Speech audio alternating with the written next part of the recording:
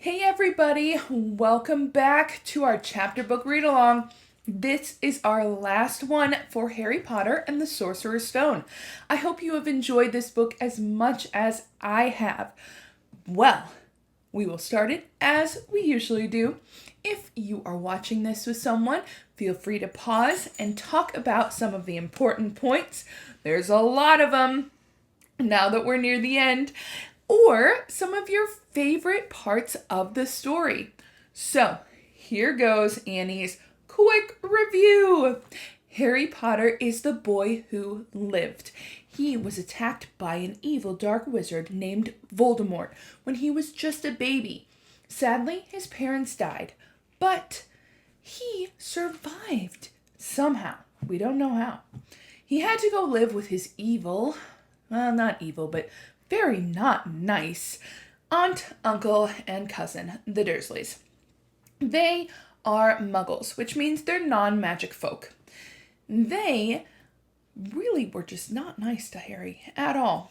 But Harry learns on his 11th birthday that he is a wizard.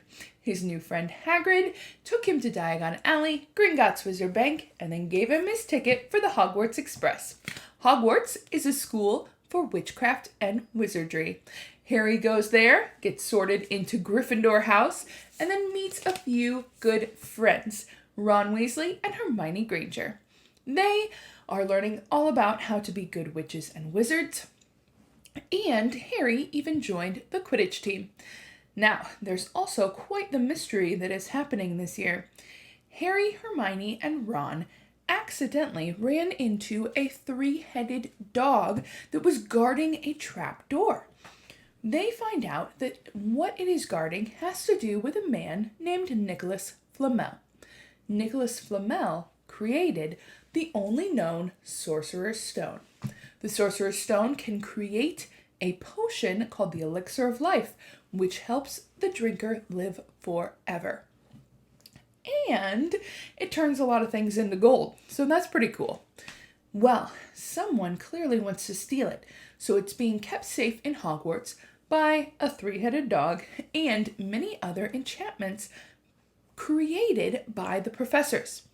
Well, Harry, Ron, and Hermione learn that not only is it going to be stolen, but it's going to be stolen for Voldemort, so he can come back and start his reign of terror again on the wizarding world and the muggles. So, Harry, Ron, and Hermione take into their own hands. They did try going to the teachers first, but they didn't believe them. That they were going to protect the stone, because Harry knows that Voldemort will probably just try to kill him again, and he also killed his parents, so he feels that he should go after him. They survive going through all of these things. They get past Fluffy. They make it through the Devil's Snare, which is a plant that wraps around you. They also survive a broomstick challenge that they have to catch a key that's flying. They make it through with Ron a giant chess game, and then a challenge that is a little riddle that Hermione solves with potions. Harry makes it to the last room, where he doesn't find Snape or Voldemort. He finds Professor Quirrell. Professor Quirrell is his stuttering, not very brave looking Defense Against the Dark Arts teacher. Well, he's been putting on a show for the whole year, and he has been working for Voldemort. We find out not only is he working for Voldemort, he is sharing his body with him, and he has him on the back of its head. It's so gross. So, Harry solves the last puzzle, which is Dumbledore's, in using the Mirror of Erised to get the Sorcerer's Stone.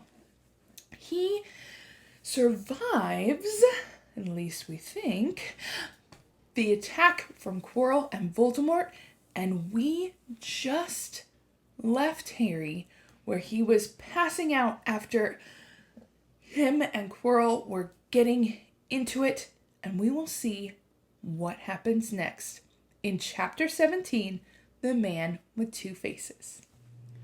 Something gold was glistening just above him. The snitch!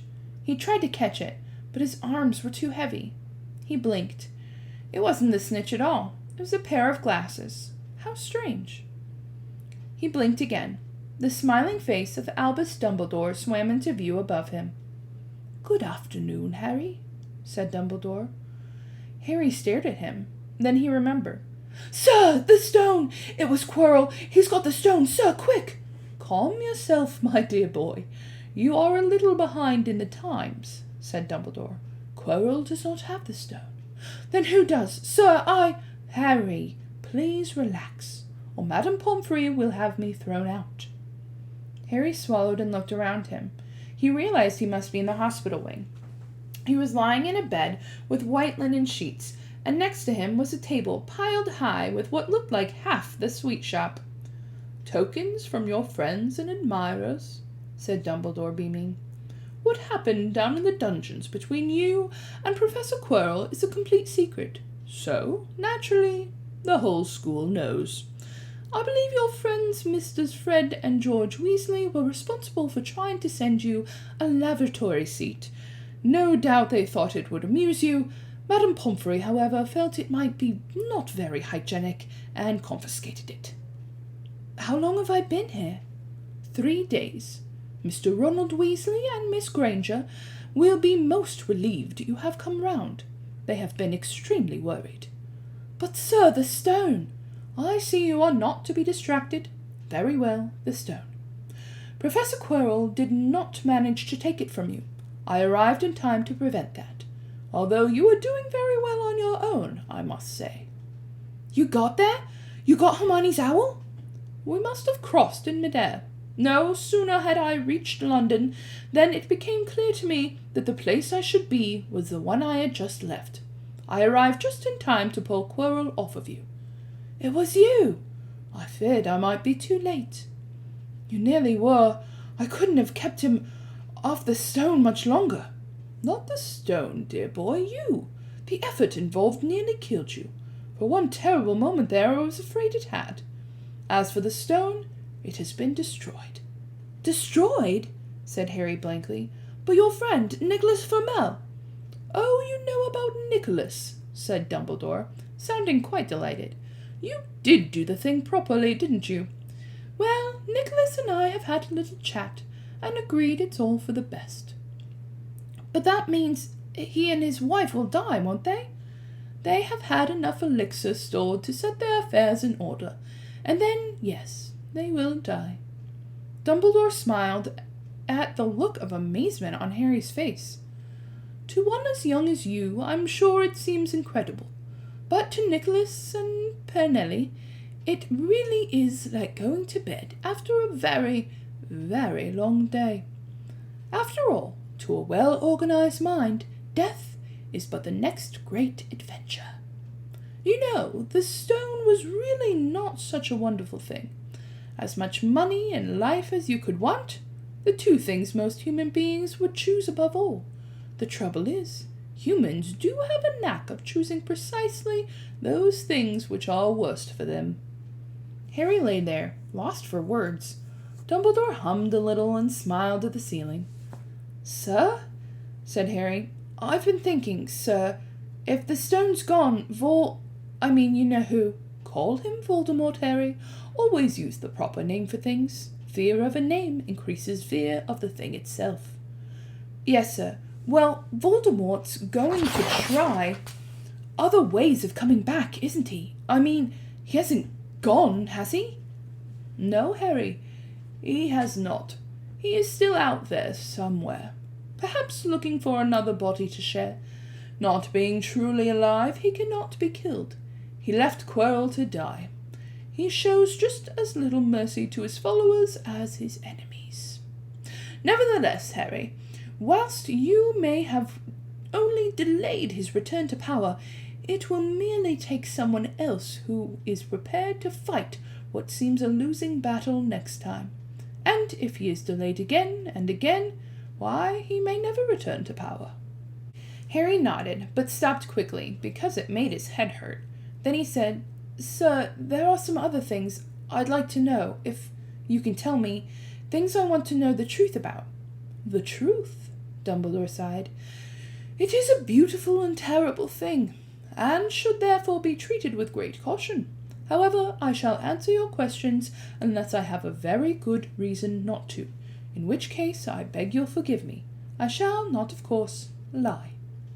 Well, Voldemort said he only killed my mother because she tried to stop him killing me. But why would he want to kill me in the first place? Dumbledore sighed very deeply this time. Alas, the first thing you asked me I cannot tell you. Not today, not now. You will know one day. Put it from your mind for now, Harry. When you are older, I know you hate to hear this, when you are ready, you will know. And Harry knew it would be no good to argue. But why couldn't Quirrell touch me? Your mother died to save you. If there is one thing Voldemort cannot understand, it is love. He didn't realize that love as powerful as your mother's for you leaves its own mark. Not a scar, no visible sign. To have been loved so deeply, even though the person who loved us is gone, will give us some protection forever. It is in your very skin. Quirrell, full of hatred, greed, and ambition, sharing his soul with Voldemort, could not touch you for this reason. It was agony to touch a person marked by something so good. Dumbledore now became very interested in a bird out the windowsill, which gave Harry time to dry his eyes on the sheet. When he had found his voice again, Harry said, the invisibility cloak? Do you know who sent it to me? Ah, your father happened to leave it in my possession, and I thought you might like it. Dumbledore's eyes twinkled. Useful things. Your father used it mainly for sneaking off to the kitchens to steal food while he was here. And there's something else. Fire away.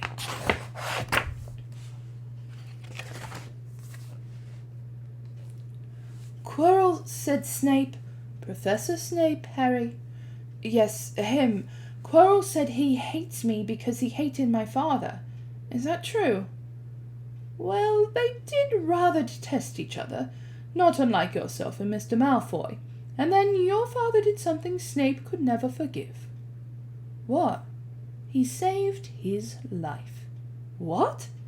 Yes, said Dumbledore dreamily.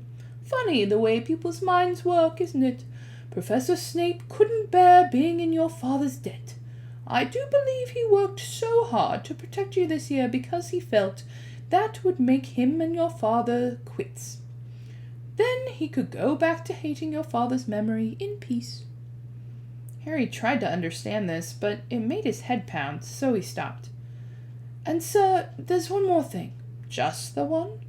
How did I get the stone out of the mirror? Ah, now, I'm glad you asked me that. It was one of my more brilliant ideas, and between you and me, that's saying something. You see, only one who wanted to find the stone, find it but not use it, would be able to get it. Otherwise, they'd see themselves making gold or drinking elixir of life. My brain surprises even me sometimes. Now, enough questions.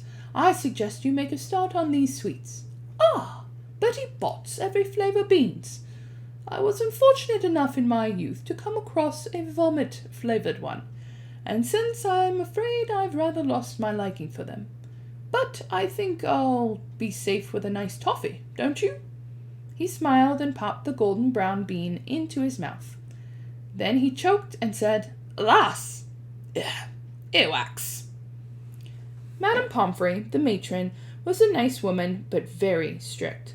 Just 5 minutes, Harry pleaded. Absolutely not. You let Professor Dumbledore in? Well, of course. He was the headmaster. Quite different. You need rest. I am resting. Look, lying down and everything. Oh, go on, Madame Pomfrey. Oh, very well, she said. But 5 minutes only. And then she let Hermione and Ron in. Harry!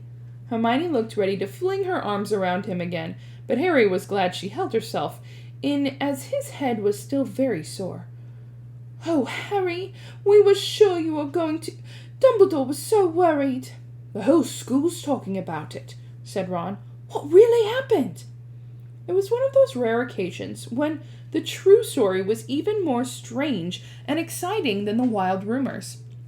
Harry told them everything. Quirrell, the mirror, the stone, and Voldemort. Ron and Hermione were a very good audience. They gasped at all the right places, and when Harry told them what was under Quirrell's turban, Hermione screamed aloud.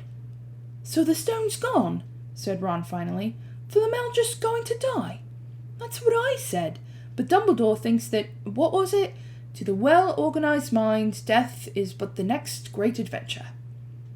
"I always said he was off his rocker," said Ron, looking quite impressed at how mad his hero was. "So what happened to you two?" said Harry. "Well, I got back all right," said Hermione. "I brought Ron around. That took a while, and we were dashing up to the Owlery to contact Dumbledore when we met him in the entrance hall. He already knew. He just said, 'Harry's gone after him, hasn't he?' and hurled off to the 3rd floor."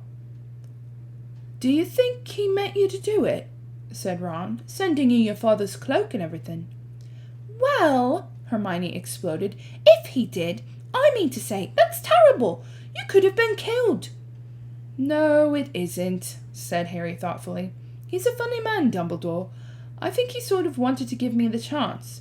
I think he knows more or less everything that goes on here, you know? I reckon he had a pretty good idea we were going to try, and instead of stopping us, he just taught us enough to help. I don't think it was an accident he let me find out how the mirror worked. It's almost like he thought I had the right to face Voldemort if I could." "Yeah, Dumbledore's barking all right," said Ron proudly. "Listen, you've got to be up for the end of the year feast tomorrow. The points are all in, and Slytherin won, of course. You missed the last Quidditch match. We were steamrolled by Ravenclaw without you, but the food will be good."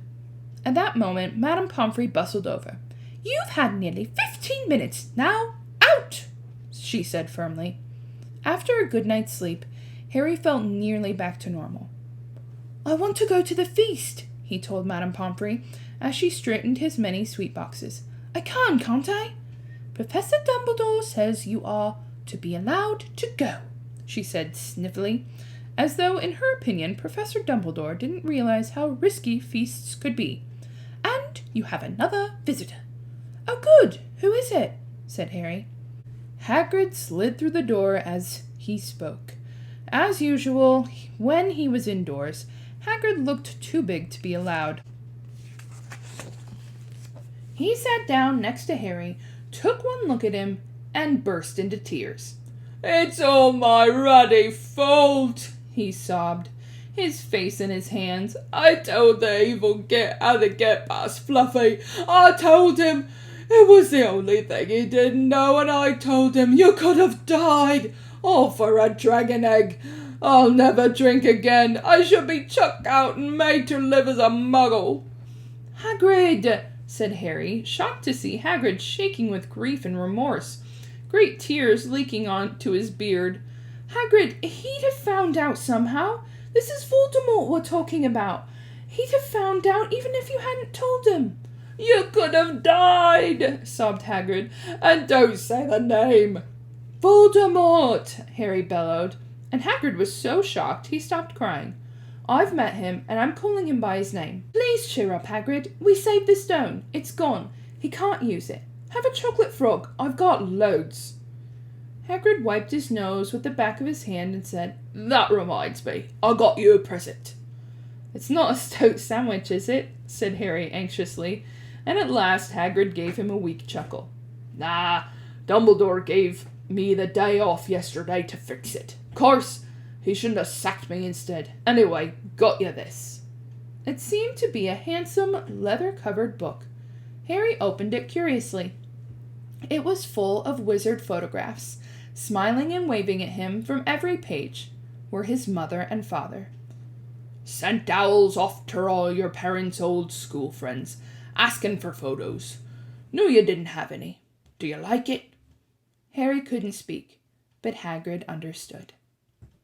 Harry made his way down to the end of the year feast alone that night. He had been held up by Madame Pomfrey fussing about, insisting on giving him one last checkup, so the great hall was already full. It was decked out in Slytherin colors of green and silver to celebrate Slytherin's winning of the House Cup for the 7th year in a row. A huge banner showing the Slytherin serpent covered the wall behind the high table. When Harry walked in, there was a sudden hush, and then everybody started talking loudly at once. He slipped into a seat between Ron and Hermione at the Gryffindor table, and tried to ignore the fact that people were standing up to look at him. Fortunately, Dumbledore arrived moments later. The babble died away. "Another year gone," Dumbledore said cheerfully, "and I must trouble you with an old man's wheezing waffle before we sink our teeth into this delicious feast. What a year it has been! Hopefully your heads are all a little fuller than they were. You have a whole summer ahead to get them nice and empty before next year starts. Now, as I understand it, the House Cup here needs awarding, and the points stand thus.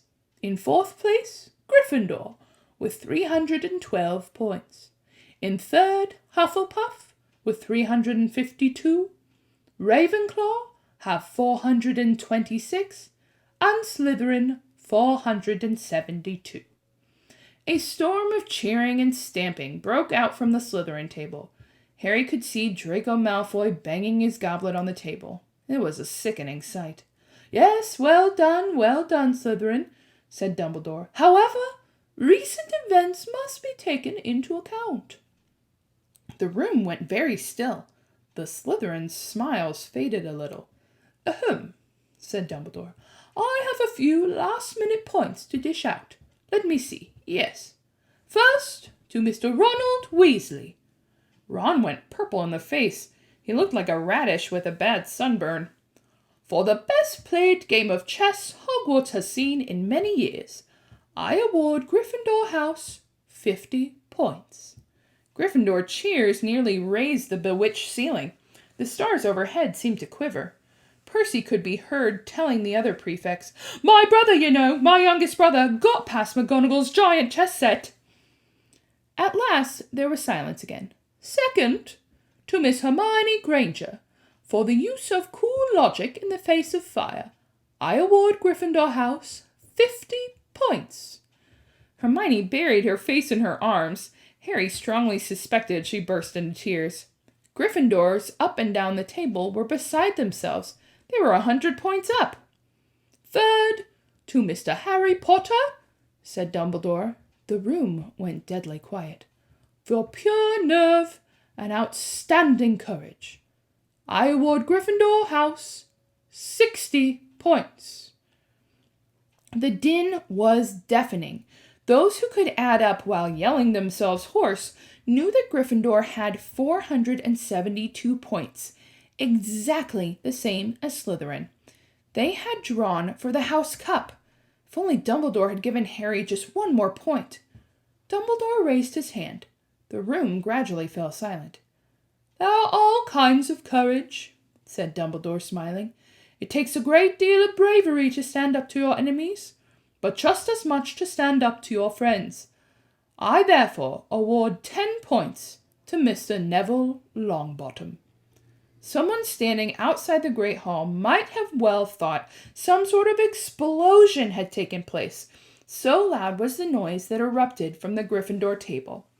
Harry, Ron, and Hermione stood up to yell and cheer as Neville, white with shock, disappeared under a pile of people hugging him. He had never won so much as a point for Gryffindor before. Harry, still cheering, nudged Ron in the ribs and pointed at Malfoy, who couldn't have looked more stunned and horrified if he had just had the body-bind curse put on him. "Which means," Dumbledore called over the storm of applause, for even Ravenclaw and Hufflepuff were celebrating the downfall of Slytherin, "we need a little change in decoration." He clapped his hands, and in an instant the green hangings became scarlet, and the silver hangings became gold. The huge Slytherin serpent vanished, and a towering Gryffindor lion took its place. Snape was shaking Professor McGonagall's hand, with a horrible forced smile. He caught Harry's eye, and Harry knew at once Snape's feelings toward him hadn't changed one jot. This didn't worry Harry. It seemed as though life would be back to normal next year, or as normal as it ever was at Hogwarts.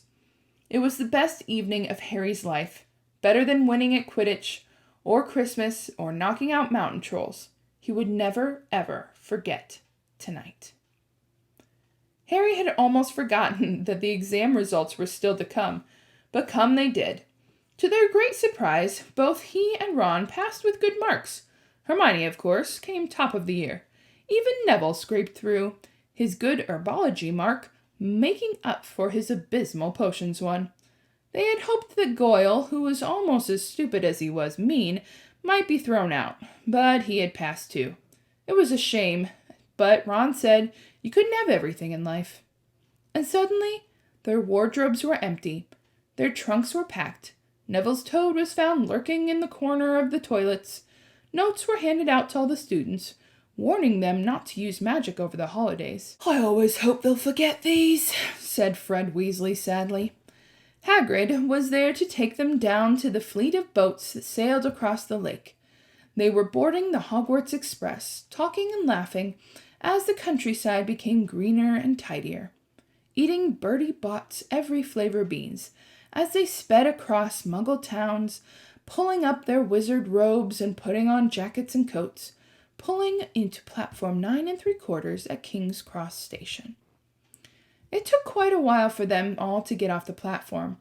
A wizened old guard was up by the ticket barrier, letting them go through the gate in 2s and 3s so they didn't attract attention by all the bursting out of solid wall at once alarming the Muggles. "You must come by and stay this summer," said Ron. "Both of you. I'll send an owl." "Thanks," said Harry. "I'll need something to look forward to." People jostled them as they moved forwards toward the gateway back to Muggle World. Some of them called, "Bye, Harry! See you, Potter!" "Still famous," said Ron, grinning at him. "Not where I'm going, I promise you," said Harry. He, Ron, and Hermione passed through the gateway together. "There he is, Mum! There he is, look!" It was Ginny Weasley, Ron's younger sister, but she wasn't pointing at Ron. "Harry Potter!" she squealed. "Look, Mum, I can see—" "Be quiet, Ginny. It's rude to point." Mrs. Weasley smiled down to them. "Busy year?" she said. "Very," said Harry. "Thanks for the fudge and the jumper, Mrs. Weasley." "Oh, it was nothing, dear." "Ready, are you?" It was Uncle Vernon, still purple-faced, still mustached, still looking furious at the nerve of Harry, carrying an owl in a cage in a station full of ordinary people. Behind him stood Aunt Petunia and Dudley, looking terrified at the very sight of Harry. "You must be Harry's family," said Mrs. Weasley. "In a manner of speaking," said Uncle Vernon. "Hurry up, boy. We haven't got all day." He walked away. Harry hung back for the last word with Ron and Hermione. "See you over the summer, then." "Hope you, have a good holiday," said Hermione, looking uncertainly after Uncle Vernon, shocked that anyone could be so unpleasant. "Oh, I will," said Harry, and they were surprised at the grin he was spreading over his face. "They don't know we're not allowed to use magic at home. I'm going to have a lot of fun with Dudley this summer." The end of Harry Potter and the Sorcerer's Stone.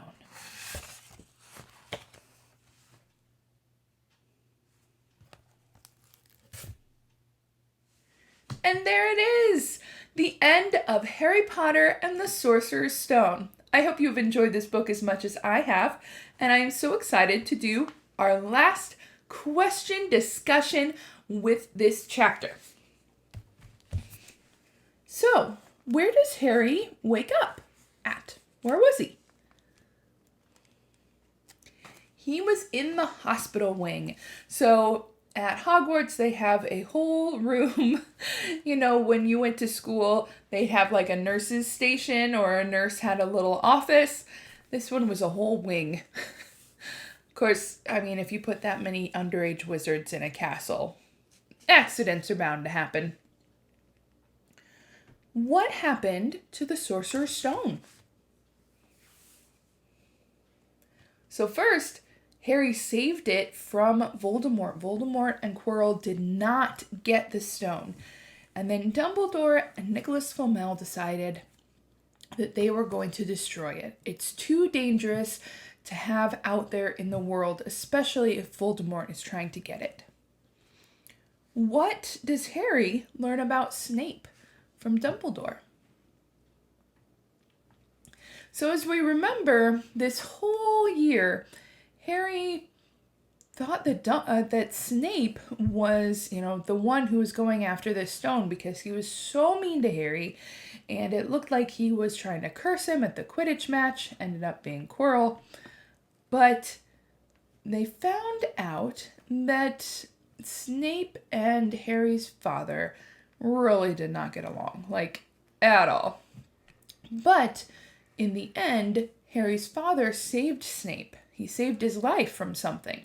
We don't know what yet, but he saved his life from something. And so that is why Professor Snape tried to save him at the Quidditch match and protected him, and was really on to Quirrell because he thought something was up, and he was right.